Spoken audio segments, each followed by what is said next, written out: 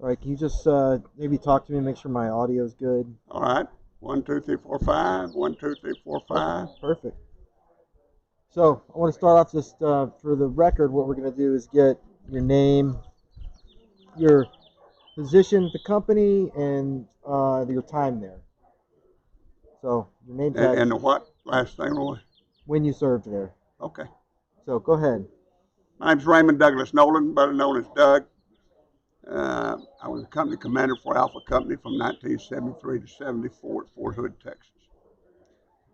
So tell me about the first time you came into the company, or when you thought, hey, I'm gonna go to Alpha Company. Well, I had been in the 1st Cav Division for 14 months. I came back out of Vietnam the second time and commanded the illustrious 1st Adjutant General Company of Fort Hood in the 1st Cav Division. So I knew about the company. Didn't know everybody in it, of course, but I knew about the company. And I was slated to go down to 212th Cav to take over another command. And I ran across Colonel Joe Jaggers, who was brigade commander at the time. And he looked at me, we were talking, and I said, I'm getting ready to take over company down in 212th. He said, like hell you are. You're taking over A75. Well, needless to say, I was delighted to do that. It was good fortune, I might add. Very good company, not because I was there, but because of the soldiers that were in that company. And we're still today a family. Uh, First reunion we had, a lot of these guys I had not seen in 45 years. It took about 5 minutes, and the cutting in the bush, it was in full swing. And we agreed we couldn't wait another 45 years. And so Jim Savelle, whose property we're on here, volunteered us to come back in 2 years and has done so again for 2024. Well, so hopefully I'm still around at that time. I'll be 78 this year. Uh, I was, we were talking yesterday. I think the only fellow in the company older than me was Pop Crapo, who was a Spec 4. And Pop was a World War II veteran of all things. Wow. And he kept getting out and getting back into service, getting out, getting back into service. And I still have a crochet piece that Miss Crapo gave me when I left the company with a set of jump wings on it, an A75. It's at the house. So I was a little older than most of them, and had a couple tours in Vietnam under my belt. So I knew what I was getting into. And I say that with all jest because the only thing you had to do is keep the guys busy. Now, when they weren't busy, they tended to find stuff to do that they probably shouldn't have been in to start with. So we spent a lot of time in the field and gone from Fort Hood. And I was fortunate enough to have your dad as my ops officer, and John Keneally as my XO, First Sergeant Romo, and then later Gary Carpenter as my first sergeant. And it was just a good mix of people who got along with one another, and they still do. And that's a testament to them, not me. Uh, we did a lot of good stuff, both at Fort Hood. I had to be careful because everybody wanted us to be the super aggressor company. Well, we had a mission at that time, 2 classified missions. One was stay behind force in Berlin City, and the other one was to be overrun in the 5th Corps sector and stay behind the lines from the East Germans and the Soviets. And so I had to be protective that we, being an aggressor company was all right every now and then, but I had to make sure that we stayed on top of the things that we needed to do in case we got deployed. And we got a good taste of that in 73 when we went to return to forces Germany, called Reforger. And we worked opposite the French and the Germans with the teams that I had, and I think we had 15 or 18 teams over there from A Company. And so we got a pretty good taste of working with other nations, if you will, although they were the opposite force. But we set up all the headquarters in one little area and roped it off so nobody would come in there messing with us. And it was the headquarters sections for MAJ Company, the 200th Fern Spa Company, and the 13th Dragoons out of France.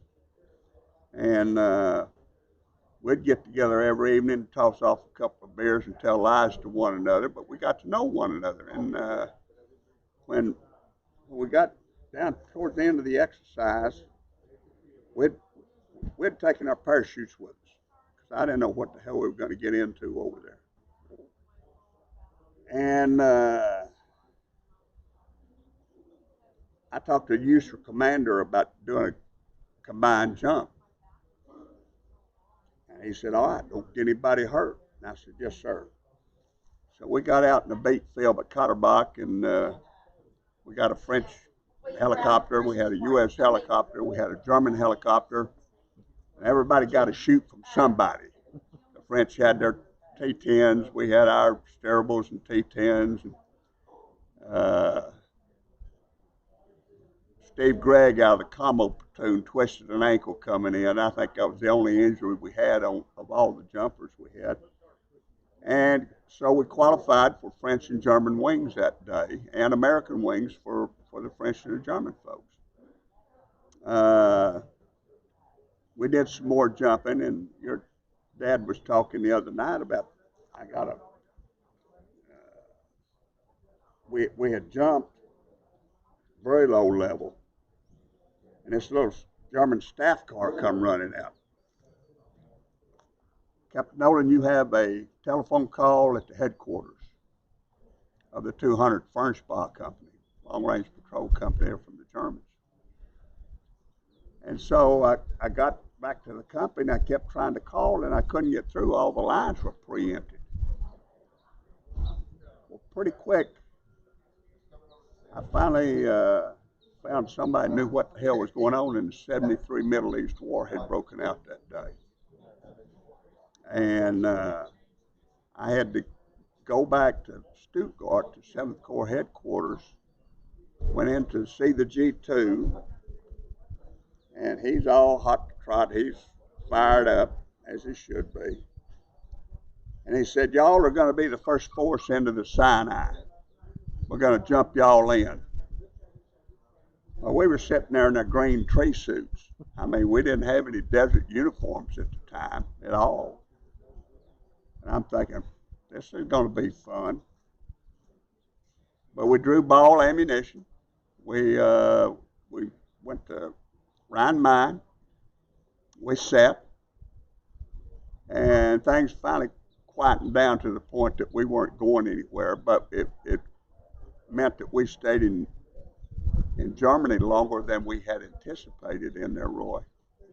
But we finally got home, and we had some base stations that we could have used, but they were all broken, and we couldn't get Fort Bragg to fix them, and they had the only mechanics that knew how to fix this stuff. So we were using manual Morse code during Reforger.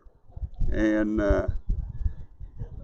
one morning I'm shaving in the Jeep mirror, and First Sergeant Ramos says, sir, there's a staff car down there by the MP checkpoint. I said, all right. Hey, it's coming on through, sir. I said, all right. He said, there's 4-star plate on that car. And I said, holy moly. So I started getting the shaving cream off my face and went out. When the car pulled up, it was General Depew, straight out commander. And he wanted to know how we were doing. We gave him a full operational briefing. And he asked me about where our base stations were. And I explained to him that we had tried to get some help fixing them, but they were all broken there at Fort Hood. Well, the minute we hit the ground at the Gray Army Airfield at Fort Hood, Texas, my brigade commander, General Jaggers, came out to the aircraft, and says, I need to talk to you. Long story short, General Depew had got a hold of General Senef, the 3 Corps commander, and said, I'm sending a team from Fort Bragg and we're going to fix those base stations, okay? And I'm not having one of my units that's down there in op because we can't talk the way we should be talking. And they did. They fixed the base stations for us. And our old green trace suits were pretty well beat up.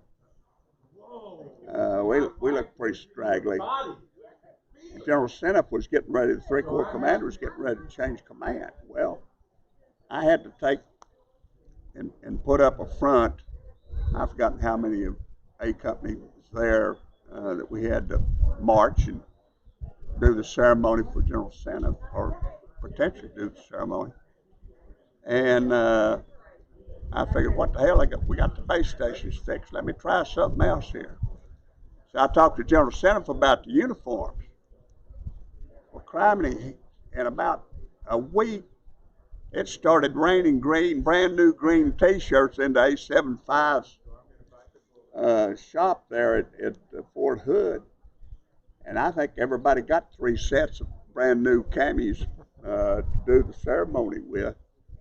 And everybody was peacock proud. They strutting around the post, what have you. And I said, well, it's about time to get back in the field again. We need to do something. And we'd been running pretty hard. We'd gone to Camp Bullis to practice our manual march before we had gone into Germany. And we jumped into Bullis. And we came back. And I've forgotten what we did. We did something. But I had them in the field. And one of the things I was very proud of, the whole time I was in command at Fort Hood, which was 14 months and then 12 months, the company level sports participation trophy never left my orderly room. And that was for all sports, basketball, baseball, track and field, you name it. And the last quarter I was there, we won the flag football championship. We won the basketball championship. And we took the battalion level sports participation trophy along with the company trophy. I had a bunch of lieutenant colonels walking around wanting to shoot me from taking their trophy away from them. But we had good athletes in the company. I had one of the guys that's here today, Bob Alton. I had him in the field before the basketball championship. We were going to Burbage Gym, which was down in the 2nd Army Division area. Fairly early, 10 o'clock, 11 o'clock the next morning to play the final game. And so I had the Ops Center send out a grid coordinate for that gym and had all the teams to report there by such a time. And they did. Well, the Apache Bells were in. And they were doing a ceremony before the game, and then they were doing one at halftime. Well, I'm sitting up in the stands, and Bob Alton comes up there, and there was a whole line of Apache Bells sitting in front of me. And Alton squeezes himself in between a couple of gals and starts talking to them. And we were all nasty. It'd been snowing, been raining, it was sleet. We were all muddy and dirty and grubby. And Alton gets ready to leave and move down to another seat, and these 2 gals stand up, and each one of them had a handprint on the back of their butt. Where Alton had his hands on them, you know. I about cracked up. I said, yep, I got to get them out of here. We got to get through this ball game and get back on the road again. But we had a lot of fun, Roy, and did a lot of good work. And we had a reputation that we could get the job done and would get the job done wherever we went. I mean, we spent some times at White Sands and Oro Grande, and National Forest up in New Mexico. We did a reciprocal training agreement with Bravo Company out of Fort. They were at Carson at the time. And they sent half of their company down to the desert, to Oro Grande, and we spent half of ours up to the National Forest to work with the rest of their company up there. And so I had a very, very good mix of guys. I had a lot of Vietnam returnees. I had a lot of guys that I had several guys who had been in special forces and had gotten out and then come back in. Like they were E7s in SF and came back as 6s in the company. So you just had to kind of ride herd on the company and take care of the soldiers. And it's like I said this morning, I don't think they ever gave an Article 15, but Duke Snyder, one of my platoon sergeants, came in one morning with the first, and you never came to my office unless the first sergeant was with you. That wasn't my rule. That was First Sergeant Romo's rule. And when Duke got excited, he'd stutter. Well, he comes in, he starts stuttering. Comes to find out 4 guys from his platoon had got a little something going on the south side of the Rio Grande River and were in jail in Mexico. Well, I told Duke, I said, well, what are you going to do about it? Well, I said, sir, I think you need to get them out of jail. I said, yeah, you do. I said, go, you need to get some money up there from the platoon, find out how much the fine is and pay it off, okay? And oh, by the way, when you get through and get those 4 back here, I want to see you and those 4. And First Sergeant, you come in with them, please. Yes, sir. So they all came on in next day, and I heard the tale of woe, and I said, okay. I said, I tell you what we're going to do here. I said, First Sergeant, I want a Jeep. I want a non-commissioned officer. I want a medic, and I want a radio in the Jeep. I want water in the Jeep. I said, you guys need to go down and pack your rucks because you're going to walk to the lake every day and back. And every morning I'm going to walk out on the loading dock and you're going to leave again. And we're going to do this for a week. And they did. And I didn't have any more problems with people going across the border again and getting put in jail. But that was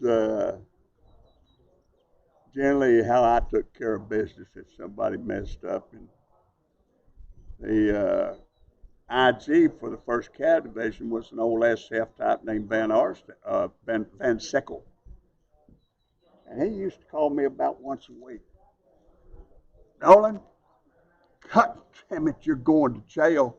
What the hell are you doing? What's that soldier doing out on the grass in that pup tent out there? I said, well, Colonel Van Sickle, he was living like a pig here in the barracks, so I moved his ass out, put him out in the yard. He's going to stay out there a week. We'll see if he can clean his act up here. He ain't staying out in that goddamn yard and half a Ford Hood driving by. You get him back in the barracks and do whatever you need to do, but he's not staying out in that yard. You're going to jail. I said, yes, sir, I got it. I'll move him in today. And did, brought him back in, chewed his ass out. We got him cleaned up where he's taking care of his billet area, you know. And, but we didn't have any drug problems. There were none, and drugs were very prevalent at the time. We had a lot of blacks running amok, Fort Hood at that time. I had some shots fired through the 2nd floor window in their barracks. One soldier, they had a midnight mess that they ran. One soldier from the company was down there, and some blacks took the best mess award and beat him over the head with it. So I got all the platoon sergeants together, and I said, here's the deal, guys. I said, you do not leave the company area except in threes, okay? 1, 2, 3. And I said, the first son of a bitch that takes a swing at the threesome, if the entire company doesn't jump on him and beat the shit out of him, I'm going to fire all of you, okay? I said, I'm sick of this. We ain't putting up with it anymore. Well, Colonel Jagger, the brigade commander, called a meeting in the theater there on the 3rd Brigade area, and got up on the stage, and there was MF this and all kind of slur words. And what he was doing, Roy, was IDing the leadership among the blacks that were causing the problems on Fort Hood, Texas, and they were gone in 24 hours. They had shipped their fannies out, and things quietened down after that. But that wasn't just at Fort Hood. That was across the Army in 73. We had some race problems going on that just needed to be addressed. And hell, I mean, we didn't have any problems at all in the company at all. In fact, we PT'd 7 days a week. Sundays, we did it before church service. And then after service was over, we got together with the families and had a picnic there on the company area. And it was everybody. Juan Padilla, old Wayne Cummings that just walked by here with a cowboy hat on. And, I mean, everybody just had a good time. Brought all the family, wives, girlfriends, kids. And they all knew one another for the most part. And so it's fitting that we do something like we're doing here to remember those people that are no longer with us. And we're not getting any younger. I mean, the time we meet in 2 years, we will have lost some more out of the company. I don't know where we are right now. Roy Bissie's got the roster. I know last time we were together, we had lost about 30 guys out of the company. And we're all moving on, so there'll be more by the time we get together in a couple of years, Roy. Mm-hmm. Right. I'm glad you're doing this. Thank you. Appreciate you sitting down with me. Well, I'm glad to do that.